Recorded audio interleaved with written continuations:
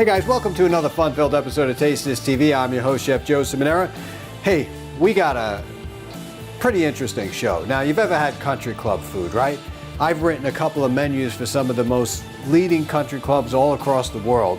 And there's two popular dishes that were on country clubs. And I thought that, the break in the weather here in New York City right now, and it's just got me thinking about golfing and stuff like that. So I'm going to do two dishes today, pair them up with Rockcliffe wines. Today we're going to be using their incredible wine today. And also want to talk about What's In Now, which is a company that makes these golf head covers. What's In Now is a company founded by a new woman golfer envisioning fashion head covers for women. As an artist, entrepreneur, and unique head cover with flair and functionality, it was then created to reflect the fashion on the golfers themselves. What's In Now focuses on that need and desire to create a longer-lasting cover with the panache never seen in the golf industry. Made from Sunbrella fabric, these covers are unique in their durability, fade, and water resistance, makes them a new introduction to a very established market. Sunbrella is known for being a leader in the indoor-outdoor furniture industry. Covering golf heads seems like a natural partnering. Making these golf head covers a head above all the other covers. The patented design is truly unique to the industry. Little pillbox hats with a sunflower in front fits comfortably on the golf head. For easy on-off to keep the ready golf mantra, these covers have a stretch knit panel in the back. Pleather is used instead of leather for non-fading and cracking all Sunbrella material. Although there are numbers of each heads, the design had that covered as well. Wide stripe is your driver, the big head. No stripe is your number 3, and then comes the small stripe to cover number 5. When in the golf bag, they are easy to grab and fun to look at. All the hybrids are dyed to match the stripe colors. When it rains, they've got you covered. And the sun is boiling, done, we got you covered there too. What's In Now loves to say they are a head above other covers, a step up in the golf head cover industry. Go to their website to learn more at whatsinnow.com. Look at this. This is incredible. This is craftsmanship right here. Now, they got a whole bunch of different colors and sizes and stuff like that, but, it's funny because we actually started using these for the golf clubs, and then I said, I have to introduce these on the show because they have a style and a color that's really unique and sets them apart. Well, check them out. Their website is called What's In Now, and they got everything you could think of as far as golf covers and everything related to that. Now, we're going to talk about today country club food. Now, most people know country club food, and most country clubs, that is the food isn't really that great. But these two menu items were big hits. Both comfort food. Here's our open-faced ceviche sandwich, or I call them a carpaccio beef sandwich. And today, this is also 3 different kinds of pork that we're going to be using. We're using duck, we're using duck sausage, pork belly, and then we're going to some things that we're going to combine it to. We're going to roll it into a wrap and fry it, and we're going to show you, a little bit about that as well. Now, first thing we need to do is get ourselves a pan, and we're going to turn the stove on. And what we're going to do is cook these onions with the pork and the duck, and we want those flavors of the duck and the pork to be released into the dish. And then what we got is we got some cheddar cheese curds and some white curds as far as mozzarella and cheese. And what we're going to do is combine that so it's going to keep everything together inside the wrap, and then we're going to fry the wrap. And the flavor is just unbelievable. And I'll let you in on a little secret here. You know what this is? Barbecued potato chips. You could laugh, but once you put them in there, you're not going to believe the flavor. You could go through the extreme of slicing your own potatoes and pretending you're a 5-star chef and frying them up and everything else, but I'm going to keep it real with you and just get a bag of barbecued potato chips, and you're going to see this dish really explode. So it has all the flavorings in there that you need. So now we got this casserole here. We're gonna light it up with a little bit of oil. And right away, our onions go in there. Now we're only using red onions for this dish, folks. Only red onions. And there is a different flavor. When I listen to people, they talk about, oh yeah, we'll just cook with an onion. Well, what kind of onion? There's shallots, there's chives, there's scallions. There's a lot of onions in the onion family. All right, we're gonna let that cook, do its thing for a little bit. At the same time, we're gonna add our pork, our duck sausage, and the whole idea is to let these flavors sort of sweat in the pan. As you can see, it's starting to do just that. Wow, and the flavors and the aromas are just incredible. You know, you smell the duck, you smell the pork flavor. And it's releasing that fat again, because there's a lot of fat that goes into sausages and stuff like that. It's releasing that flavor back into the pan. And this is the reason for the potato chips and the cheese, is the potatoes are gonna soak up, absorb that mixture, and the cheese is gonna bind it all together. All right, that is good. We're looking just like that, folks. That's exactly what we want. Now we're gonna add our potato chips.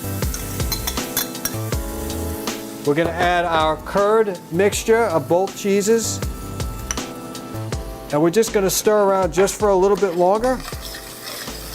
And then when we feel it's all gonna be melted together, we're gonna add a little bit of our homemade steak sauce. And you know what that is? It's a little bit of brown sugar, a little bit of soy sauce, a little bit of ketchup. All right, good. Now this is sticking together. That's good. We're gonna put that on the side. Now we wanna get a wrap. Spinach, right? What we're gonna do is take this. We're gonna put our mixture in there. Gotta have some microgreens going in there too. I'm gonna take just a combination of arugula, baby spinach. It's got the works in here. Now, notice I'm not looking for a fat wrap. I'm looking for, you know, an average wrap here. Then we're gonna trim the sides down a little bit. Now we're gonna fry this. Something you don't see every day, right? Now we're gonna take our infused, this is infused olive oil, and we got our wrap. We're gonna go seam side down, because what's gonna happen is it's gonna close this for us. We're not gonna need any type of parchment paper or anything like that. We're gonna go seam side down. I'm gonna raise this temperature up a little bit. Don't be shy to put enough oil on this baby, because if it's not oily, it's not right. I'm gonna let that do its thing. I'm gonna move it around a little bit. And you know, it takes on a different flavor when it's actually cooked like that. When the wrap is cooked, it's more crispier, it's flavorful. You're really gonna enjoy it a lot better. Take your time. You know, you can also smell now the duck and all the aromas coming out of this thing, which is really incredible, because that's what we're looking for. And we're gonna pick this up. We're still not there yet. I'm gonna let this do its thing. We're gonna jump back over here and talk about what we're gonna be doing while that thing is taking on its world of its own. Now these are open-faced sandwiches. Now you've heard about carpaccio. Now what is carpaccio? It's a really good cut of beef. Over here, we're using this beef from Dakota beef, which is naturally grass-fed. Now it's all grass-fed meats, no antibiotics, anything like that, so it's all natural. This beef comes from, it's a division of Maya Corporation, which is we work with them a lot. They get great products there. Then we got these toast points, right? You can go ahead and slice them, butter on both sides.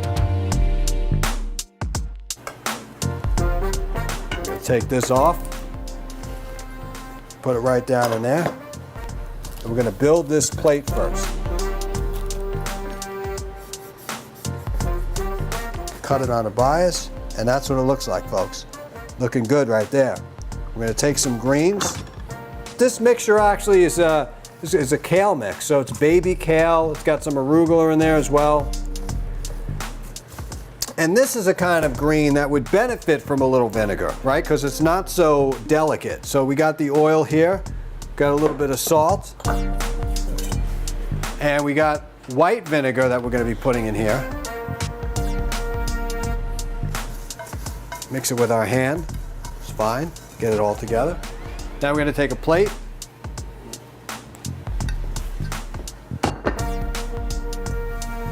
And we're gonna put our greens right in the center. This was always a favorite. This is like a country club favorite. We're gonna take this, we want people to see what it looks like. On this side, and voila, right? So that's our first wrap that we're looking into.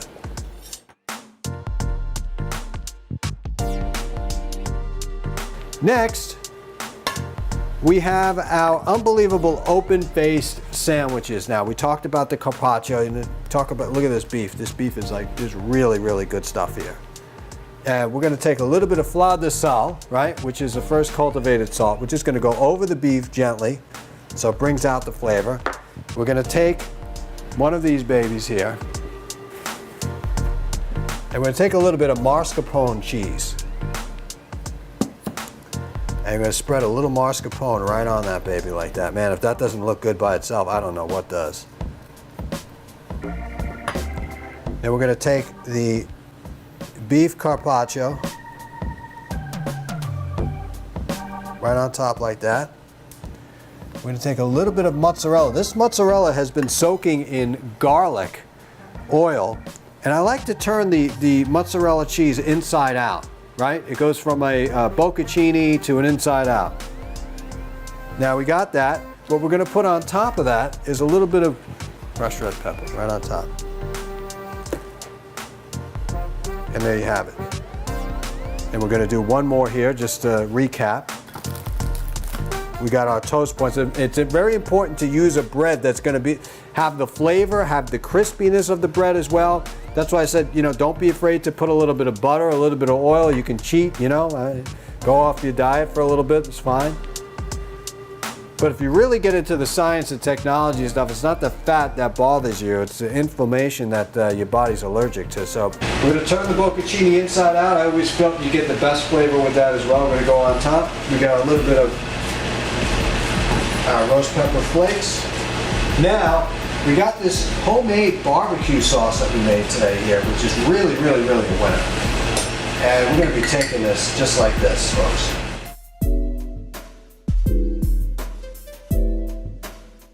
So here you have it.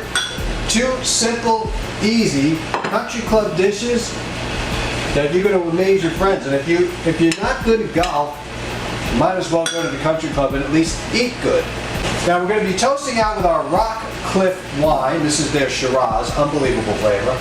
We got our open-faced carpaccio beef sandwich, our wrap that was fried in infused oil. Does it get any better than this? I doubt it. Thank you for watching this fun-filled episode of Taste This TV. I'm your host, Chef Joe Ciminera. Remember, there are no rules in cooking. Taste this.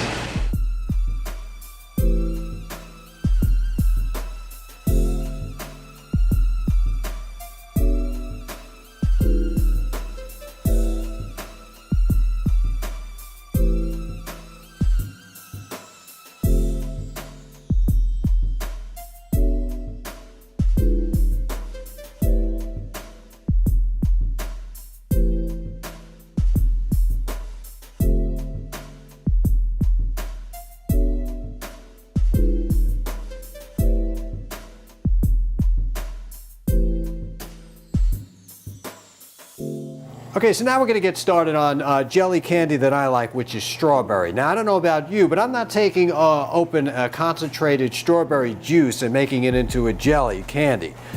I like to take organic strawberry preserves, and that's what I use, mix them in with water, add a little bit of gelita gelatin, because this leaf gelatin is far beyond the best. So this product is incredible. It'll actually make the whole thing stiffen up, and at the very end, of course, we're going to take those candies and just mold them a little bit in granulated sugar. You can put a little citric acid if you want. I don't like to do that, but it does preserve the outside of the jelly candy, and it makes the sugar adhere to all of it around. So to get started first, I've taken the strawberry preserve. Now this is an organic product.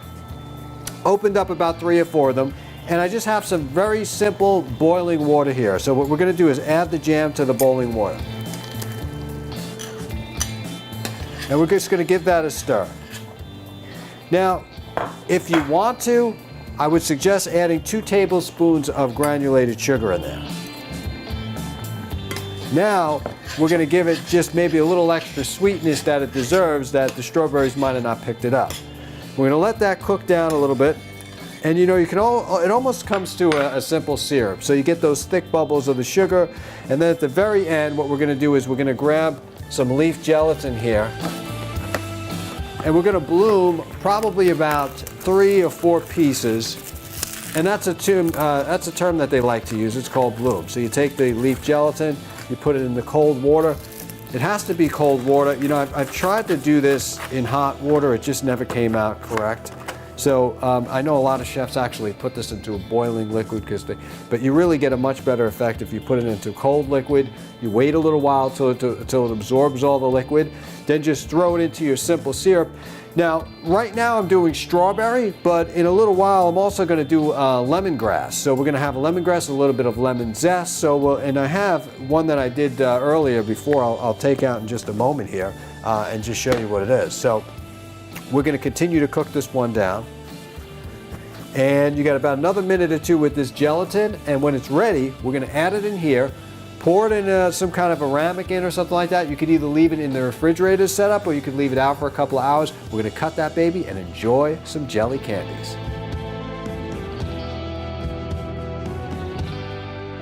All right, now we're going to take our bloomed gelatin, and this is Gelita, my premier choice of gelatin. You can squeeze out the excess liquid, throw the gelatin in there, give it a turn around. When it dissolves, it's good. You have enough gelatin in there for it to stiff up. Now, a couple of hours later, we fast forward this and you're going to get this. Okay? Now, this product is perfect and ready to go. So now, like I was saying before, with these jelly candies, I don't like to put citric acid on them. I mean, you can, but the further away from chemicals I can get, the better off I am. So what I'm going to do is just cut a little bit of the jelly here.